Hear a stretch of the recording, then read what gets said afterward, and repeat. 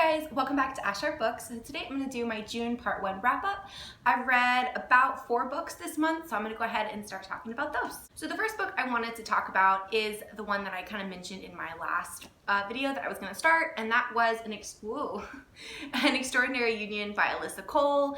This book was my first book by Alyssa Cole, and it was fantastic. So Alyssa Cole's an author I've really been wanting to read for a while, and after reading this one, definitely want to continue. So An Extraordinary Union takes place in the Civil War in the United States, so in the 1860s, and our main character is Elle, who is a free African-American woman who lives in the North. Her parents were slaves when she was very young, but they were freed, so she's grown up most of her life being a free woman. But Elle has a really special kind of ability, I guess you'd say, or talent, and that is that she can remember things. Anything. It doesn't have to even be like photographic, like looking at it. She can remember if you tell her something, she can remember it, like poems, books, things like that. So she really wants to be like kind of use to the Union and help them obviously succeed. So she works as a spy for the Union, and she is sent on kind of her most dangerous mission, which takes so much bravery to do this. It was incredible to read. So she gets into the South in the Confederacy, and she has to pose as a slave in the house of this really like prominent person in the Confederate Army. And basically people just look at her every day like she's like nothing. And she also is posing as mute. So that's kind of where the story starts. She gets sent on this mission.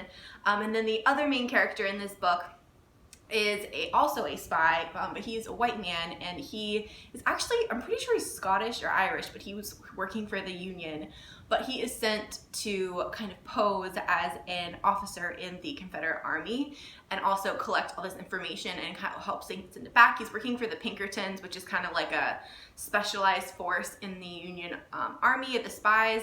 So it was incredible. The two of these characters obviously kind of have to work together. They're not necessarily sent on the same mission, but they're in the same like area, so they kind of have to work together. There's a lot of animosity between them. You know, trust does not come easily, which I think is pretty normal considering the situation.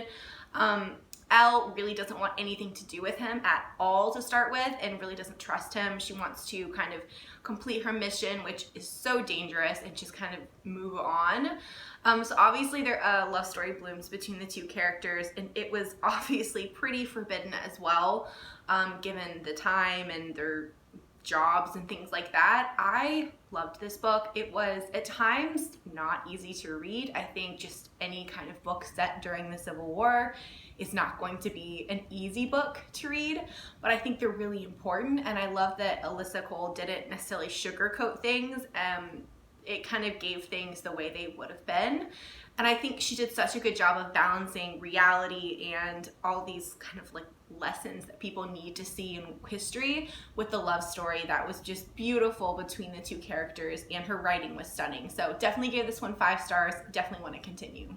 The next book I read was the next book in the Spinster Heiress series by Kathy Maxwell. So it's the one that comes after this one, A Match Made in Bed. So it was called The Duke That I Marry. I don't have it because I read it from the library and have thus returned it already. But A Duke That I Marry follows our main character Willa and our other main character Matthew.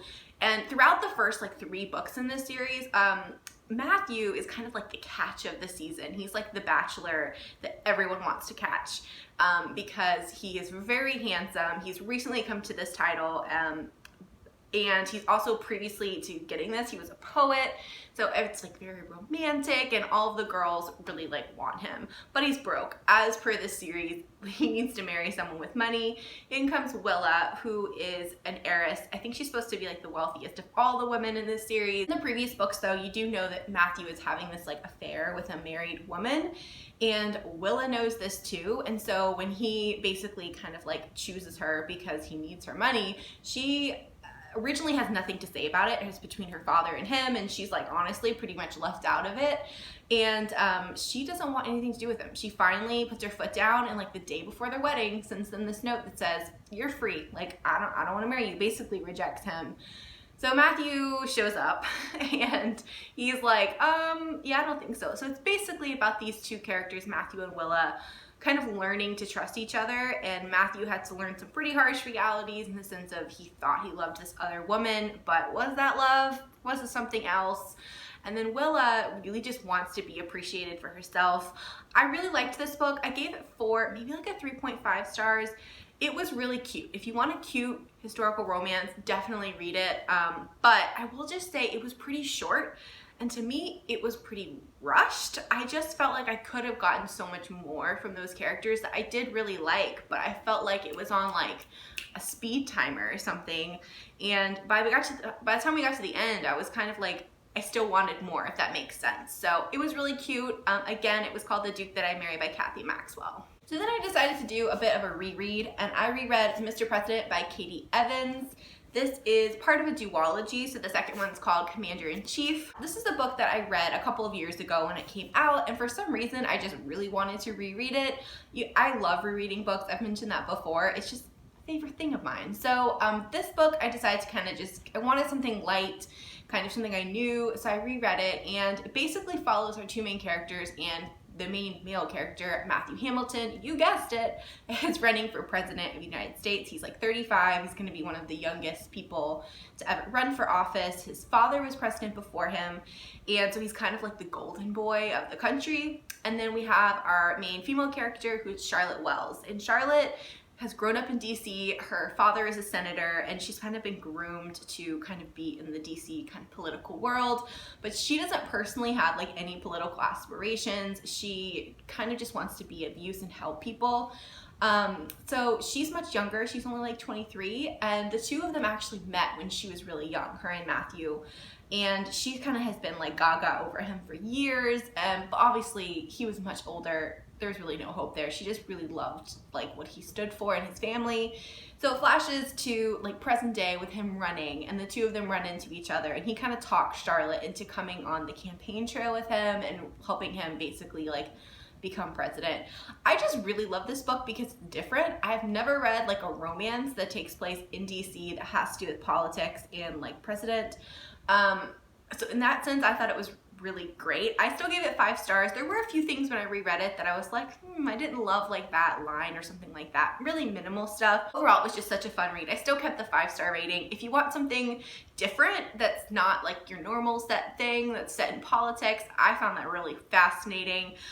Definitely give it a read. And then I just wanted to mention really quickly, I am reading one book, but I haven't finished it yet. I thought I would have, but I'm reading on the slower side right now. So that is, I'm reading Fix Her Up by Tessa Bailey, which is a new release. It just came out a couple days ago, and it's really, really adorable. So I'll definitely talk about that in my part 2 wrap up.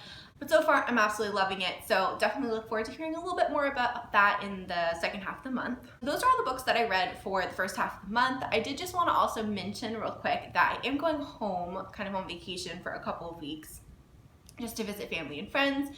So I just want to mention that because there may not be a video like once a week like I normally do. I am going to try my best to film like at least one when I'm gone, but it's just kind of tricky when you're going somewhere else and you don't know like the schedule and stuff like that. So just beware. But if you're curious to see like what I'm reading or anything, you can definitely follow me on Goodreads or on Instagram, and I usually keep up to date with those kind of things. But otherwise, I will definitely be back at some point in the next couple of weeks. Thank you guys so much for watching. If you enjoyed, make sure you subscribe down below, and I'll see you guys next time. Bye!